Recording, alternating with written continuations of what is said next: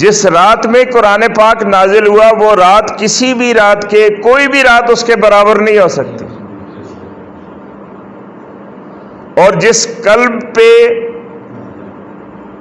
قرآن پاک نازل ہوا وہ دانائے سبل، وہ راستوں کو ہر راستے کو جاننے والی ہستی، ختم الرسل، نبیوں کے سلسلے کو ختم کرنے والی ذات، مولائے کل، سب کے آقا، جس نے غبار راہ کو بخشا فروغ وادی سینا، کہ غبار راہ کیا ہوتا ہے؟ راستے کی خاک جو اٹھتی ہے بیٹھتی ہے، انسان بھول جاتا ہے، پتہ ہی نہیں ہوتا کہ یہ بھی اس کی بھی کوئی حیثیت ہے۔ اقبال نے کہا نا، غبار راہ گزر ہیں کیمیا پر ناز تھا جن کو، غبار راہ گزر ہیں کیمیا پر ناز تھا جن کو، جبینے خاک پر رکھتے تھے جو بن کر گوہر نکلے۔ تو نبی پاک صلی اللہ علیہ وسلم ایسی ذات ہیں، غبار راہ کو بخشا فروغ وادی سینا۔ وادی سینا میں کوہ طور ہے، اور کوہ طور میں اللہ کے نبی جا کے اللہ سے کلام کرتے ہیں، تو فرمایا کہ ذات نبی وہ ذات ہیں کہ جو خاک کے ذرے کو پکڑتے ہیں اور اس کو اللہ سے واصل کر دیتے ہیں۔ تو بندہ کیا ہے؟ غبار راہ گزر ہے، لیکن جب اللہ کی نظر پڑتی ہے، اللہ کے نبی کی نظر پڑتی ہے، تو پھر کیا ہوتا ہے کہ وہ اللہ کے قریب آ جاتا ہے، اللہ سے ہم کلام ہو جاتا ہے۔ نگاہ عشق و مستی میں وہی اول وہی آخر، عشق و مستی کی آنکھ سے اگر دیکھیں تو وہ کیا ہے؟ اول بھی وہی ہے اور آخر بھی۔ اب آپ کہیں بھی آپ نام پڑھیے، جو نام اللہ کے رسول صلی اللہ علیہ وآلہ وسلم کو اللہ نے دیے یا بندوں نے پہچانے، تو اس میں اول بھی ہے آخر بھی ہے۔ یہ آپ کے اسماء گرامی میں سے ہیں یہ نام جو ہیں، ان کی تشریح بڑی طویل ہے، انشاءاللہ کسی وقت پھر کی جائے گی، کہ نگاہ عشق و مستی میں وہی اول وہی آخر۔ اول اس لیے کہ وہ کن تو کنزم مخفین، میں ایک چھپا ہوا خزانہ تھا، فاخببت ان اعرف، پھر میں نے چاہا کہ میں پہچانا جاؤں، فخلقت الخلق، تو میں نے ایک مخلوق خلق کی۔ تو حضور باعث تخلیق کائنات ہیں، اور کائنات جو ہے یہ اللہ کی پہچان کا ذریعہ ہے۔ تو اگر اللہ کو پہچاننا ہے تو سب سے پہلے نبی پاک صلی اللہ علیہ وآلہ وسلم کو پہچانو۔ وہی اول وہی آخر۔ اور اگر اللہ سے محبت کرنی ہے، یہ مومن کی علامت ہے، والذین آمنوا اشد حبا للہ، جو ایمان والے ہیں وہ اللہ سے شدید ترین محبت کرتے ہیں۔ اب یہ آیت پڑھنے کے بعد کون ظالم ہوگا جو یہ چاہے گا یا نہیں چاہے گا کہ میں اللہ سے محبت کروں؟ ہر شخص، ہر مومن یہ چاہے گا کہ ہم اللہ سے محبت کریں۔ تو جب آگے بڑھتے ہیں کہ چلو اللہ سے محبت کرتے ہیں، تو اللہ فرماتا ہے ایسے نہیں، کل اے نبی صلی اللہ علیہ وسلم آپ ان کو بتا دیں، ان کنتم تحبون اللہ، اگر تم اللہ سے محبت کرنا چاہتے ہو، فاتبعونی، میرا اتباع کرو، نبی پاک صلی اللہ علیہ وسلم کا اتباع کرو۔ تو پھر ہماری خواہش کدھر گئی کہ ہم تو اللہ سے پیار کرنا چاہتے ہیں.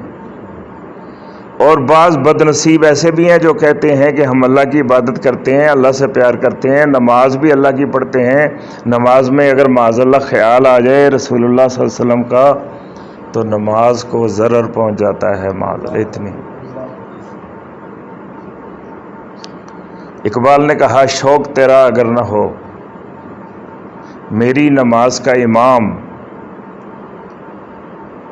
میرا سجود بھی حجاب میرا قیام بھی حجاب. وہ کس قدر محمل نماز ہوگی. وہ ایک عادت تو ہو سکتی ہے، عبادت نہیں ہو سکتی کہ بندہ نماز پڑھے اور نماز پڑھنے نبی جنہوں نے نماز عطا فرمائی ہمیں سکھائی ان کا خیال ہی نہ آئے. اور کتنا ظالم ہوگا جو نماز میں یہ پڑھے اللہم صلی علی محمد وعلی آل محمد اور اس کو نبی کا خیال نہ. کیا سوچے گا اس وقت بندہ، کیا خیال کرے؟ پتہ نہیں کون سی جگہ پہ بیٹھ کے، کس شیطان کے پہلو میں بیٹھ کے، کس طرح کے وسواس میں بندے گرفتار ہوتے ہیں اور کیسی کیسی باتیں کر جاتے ہیں. تو صرف یہی موضوع ہو تو پھر میں دلائل کے انبار لگا دوں، لیکن میں نے یہ عرض کرنا ہے کہ اللہ نے طریقہ یہ بتایا کہ کرو نا، اللہ سے محبت کرو. کل اے نبی آپ فرما دیں ان کنتم تحبون اللہ، اگر تم اللہ سے محبت کرنا چاہتے ہو فاتبعونی تو میرا اتباع کرو. یار رسول اللہ آپ کا اتباع تو کریں، لیکن ہم تو چلے تھے اللہ سے محبت کرنے. فرمایا کہ تم چھوٹی چیز کے لیے چلے تھے، تمہیں بڑی چیز دینے جا رہے ہیں. تم کیوں چلے تھے کہ ہم اللہ سے محبت کریں. اگر میرا اتباع کرو گے یحببکم اللہ، اللہ خود تم سے محبت کرے گا. تو یہ یعنی اللہ جدا نہیں کرنا چاہتا. اللہ تبارک و تعالی نے ایک نمائندہ، کوئی بھی نمائندہ کسی کا میرے پاس آتا ہے، اس کا ادب کریں گے تو بھیجنے والے کا ادب ہوگا، اس کا احترام کریں گے تو بھیجنے والے کا احترام، اس کی اگر توہین کریں گے معاذ اللہ تو وہ پھر بھیجنے والے کی توہین ہوگی. تو فرمایا من یطع الرسول فقد اطاع اللہ، جس نے رسول کی اطاعت کی اس نے اللہ کی اطاعت کی.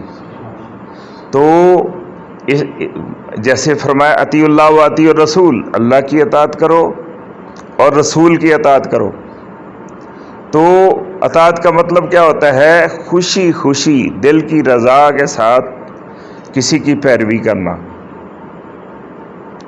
تو پیروی کرنا کا مطلب پیچھے پیچھے چلنا، جیسے بچہ اپنی ماں کے پیچھے پیچھے چلتا ہے خوشی خوشی کے ساتھ، اس کو کوئی پکڑ کے یا جکڑ کے نہیں لے جا رہا ہوتا، اور وہ مست اسی خوشی میں ہوتا ہے کہ میں ماں کے ساتھ ساتھ چل رہا ہوں.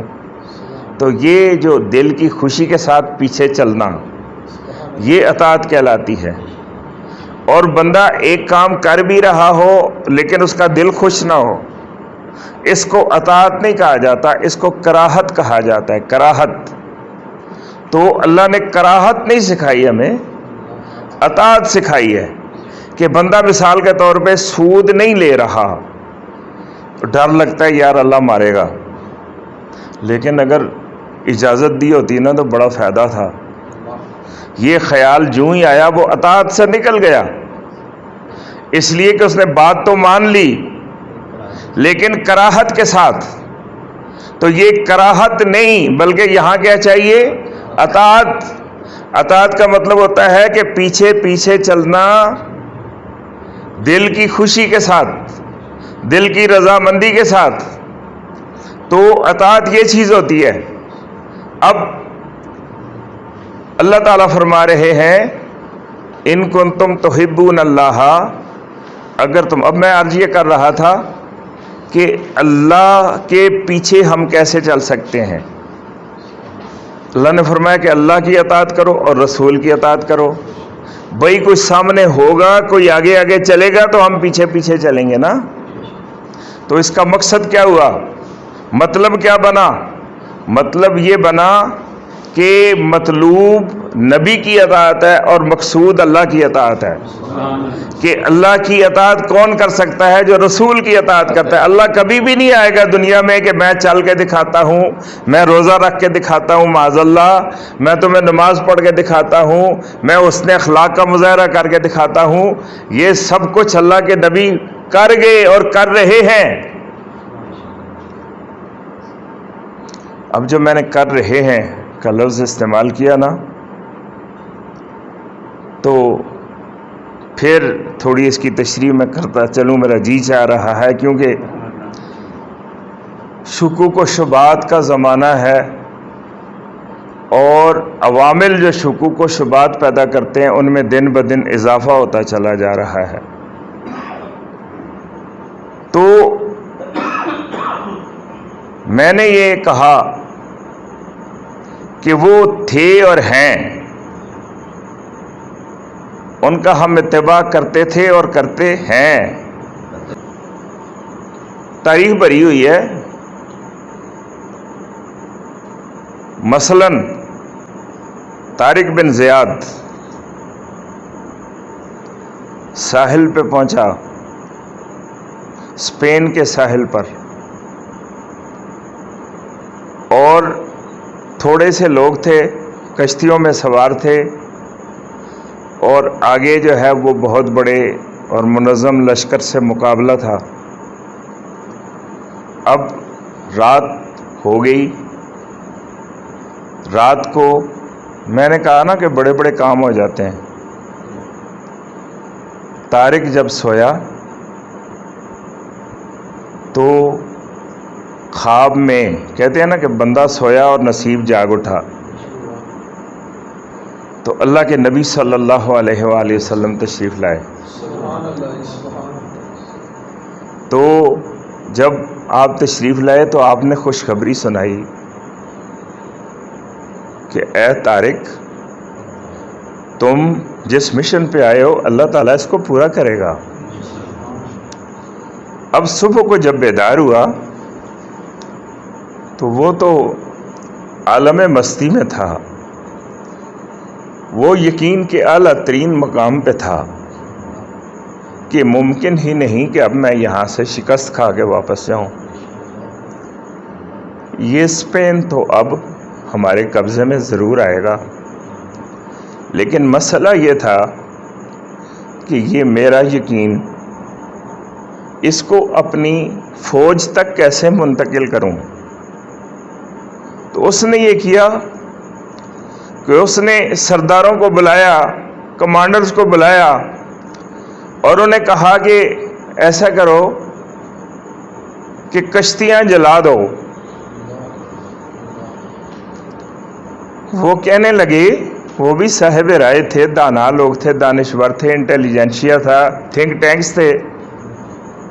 انہوں نے کہا کہ اے امیر محترم، یہ جنگی حکمت عملی کے خلاف بات ہے کہ اگر خدا نخواستہ اگر ہمیں پسپا ہونا پڑتا ہے تو ہماری تو کشتیاں بھی نہیں ہوں گی، اور ادھر کون ہے جو ہمیں سنبھالے گا یا پناہ دے گا.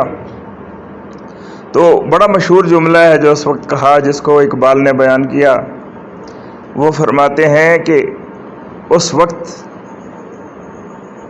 طارق بن زیاد نے یہ کہا، ہر ملک ملک ماست کے مل کے خدائے ماست. سبحان اللہ. ہر ملک ہمارا ملک ہے اس لیے کہ ہمارے خدا کا ملک ہے، اس کی ملکیت ہے، اس کی ملک ہے. تو یہ یقین جو ہے جب منتقل کیا اور ان کو بھی سمجھ آ گئی کہ جو یہ بڑی بات ہوتی ہے کہ جو سربراہ ہوتا ہے نا، لیڈ کر رہا ہوتا ہے،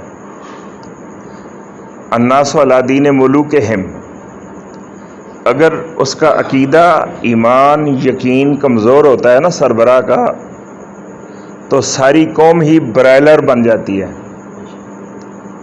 اور جب سربراہ صاحب یقین ہوتا ہے تو پھر سہ راست کے دریاست تہے بال و پرے ماست. پھر کہیں بھی لغزش نہیں آتی، پاؤں میں لرزش نہیں آتی، کہیں کمزوری محسوس نہیں ہوتی، اس لیے کہ اللہ کا وعدہ ہے وَلَا تَهِنُوا وَلَا تَحْزَنُوا، نہ ڈرو نہ کمزور پڑو، وَأَنْتُمُ الْأَعْلَوْنَ إِن كُنتُم مُؤْمِنِينَ، اگر تم مومن ہو تو ہمیشہ غالب رہو گے۔ اللہ کا وعدہ کبھی جھوٹ ہو سکتا ہے؟ کیا وہ اتنا مجبور ہے کہ جھوٹ بولے گا؟ کیا وہ مبالغہ کر سکتا ہے؟ وہ چھلاوا دے سکتا ہے؟ وہ ہمیں بہلانے کے لیے کوئی چھوٹی سی بات بھی کبھی جھوٹی کر سکتا ہے؟ تو یہ تو اس نے حتمی فیصلہ دیا ہے۔ اب دو باتیں ہیں کہ تم مغلوب نہیں ہو سکتے، غالب رہو گے، لیکن آگے شرط بیان کی ان کنتم مومنین، اگر تم مومن ہو۔ تو اللہ نے فرمایا کہ اگر تم مومن ہو تو تم غالب رہو گے۔ تو ہم اپنے آپ سے پوچھتے ہیں کیا ہم غالب ہیں؟ کیا ہم دنیا میں غالب ہیں؟ نہیں ہے نا۔ اور کیا اللہ کا کلام جھوٹ ہو سکتا ہے؟ نہیں ہے۔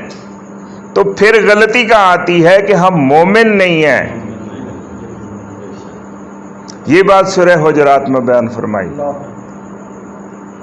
کہ یا رسول اللہ صلی اللہ علیہ وسلم، اعراب آپ کے پاس آتے ہیں اور کہتے ہیں کہ ہم ایمان لائے۔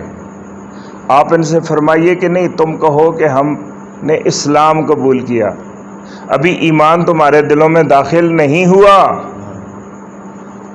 تو ایک ہوتا ہے ایمان، ایک ہوتا ہے اسلام۔ اسلام کا مطلب ہے اللہ کو ماننا۔ اب یہ بڑی اس کی تشریح ہے لیکن میں مختصر کر رہا ہوں۔ اللہ کو ماننا اسلام ہے، اور اللہ کی بات ماننا یہ ایمان ہے۔ اللہ کے حکم پر چلنا۔ جب ہم اللہ کو مانتے ہیں لیکن جئیں گے اپنی مرضی سے، ہم اللہ کو مانتے ہیں لیکن کاروبار اپنی مرضی سے کریں گے، ہم اللہ کو مانتے ہیں لیکن کھائیں گے اپنی مرضی سے، ہم اللہ کو مانتے ہیں دنیا کے سارے معاملات ہم اپنی مرضی سے کریں گے۔ کبھی ہماری خواہشات غالب آ جاتی ہیں، کبھی حکومت کا فیصلہ غالب آ جاتا ہے، اور حکومت سے بھی آگے کچھ چیزیں ہیں جن کے فیصلے ہم پر غالب آ جاتے ہیں، اور کبھی رسم و رواج ہم پر غالب آ جاتے ہیں۔ تو مومن کب بنیں گے؟ کہ جب ایمان غالب ہوگا اور ہم خوشی خوشی اللہ کے نبی صلی اللہ علیہ وآلہ وسلم کے پیچھے چل رہے ہوں گے، تو اس وقت مومن ہوں گے۔ اور اگر ایسا ہوگا تو یہ اللہ کا وعدہ ہے، اور اللہ کبھی لا تبدیل لکلمات اللہ، اللہ کے جو فیصلے ہیں وہ تبدیل نہیں ہوا کرتے۔ تو یہ سچ ہوگا اور ہونا ہے ان قریب آپ دیکھیں گے انشاءاللہ۔ اس لیے کہ اللہ اپنے دین کو یریدون لیطفئوا نور اللہ بافواہہم، یہ جو طاغوت کی قوتیں ہیں یہ چاہتی ہیں کہ اللہ کے نور کو پھونکوں سے بجھا دیں۔ واللہ یتم نورہ ولو کرہ الکافرون۔ اب یہ کراہت کا لفظ آ گیا، کتنا بھی ناگوار کیوں نہ گزرے ان کافروں کو۔ ایک جگہ آیا مشرکوں کو کتنا بھی ناگوار گزرے، کافروں کو کتنا بھی ناگوار گزرے، اللہ اپنے نور کو پورا کر کے رہے گا۔ یہ اللہ کا وعدہ ہے۔ اللہ تعالیٰ اپنے وعدے کو پورا کر کے، جس طرح طارق بن زیاد نے کہا تھا نا، تو اس کے پیچھے کوئی یقین بول رہا تھا۔ تو جب میں بھی کہہ رہا ہوں کہ انشاءاللہ وہ وقت آنے والا ہے، تو ہم بھی کسی یقین کی بنیاد پہ بول رہے ہیں۔ انشاءاللہ ایسا ہونا ہے کہ اللہ کے دین نے غالب آنا ہے، اور خوش قسمت ہوں گے جو مومن ہوں گے، اور جو دجال کو دیکھ کے، شیطان کو دیکھ کے، ابلیس کو دیکھ کے، سائنس ٹیکنالوجی کی بھرمار دیکھ کے، اقبال نے کہا ہے دل کے لیے موت مشینوں کی حکومت، احساس مروت کو کچل دیتے ہیں آلات۔ تو یہ مصنوعی زندگی جو ہے یہ حقیقی زندگی کا کبھی بھی مقابلہ نہیں کر سکتی ہے، اور یہ لمحات آپ نوٹ کر لیں کہ انشاءاللہ تعالی اللہ تبارک و تعالی اپنے دین کو غالب کرے گا، اور میں یہ دعا کرتا ہوں کہ ہم سب اپنی آنکھوں سے دیکھیں گے سب کچھ ہوتا ہوا، لیکن اس سے پہلے بڑے تلخ لمحات آنے ہیں کہ بڑوں بڑوں کا ایمان ڈول جائے گا، کہ ایسے شعبدہ بازیاں دکھائی جائیں گے، ایسے کرامات جادو کے دکھائے جائیں گے، اور اس طرح سے معاشی طور پر انسان اپنے آپ کو محسوس کرے گا پابندیوں میں، کہ کہے گا یار روٹی تے ملے گی نا، باقی گلاں چھڑو۔ وما من دابۃ فی الارض، زمین پر رینگنے والا ایک کیڑا بھی ایسا نہیں، الا علی اللہ رزقھا، مگر اس کا رزق ہماری ذمہ داری ہے۔ تو یقین کی یہ کمی یہ ہمیں قدم قدم پہ بھٹکا دیتی ہے کہ اگر یہاں مکاری نہیں کریں گے تو شاید رزق کم ہو جائے گا، حالانکہ وہیں سے کھانا خراب ہونا شروع ہوتا ہے۔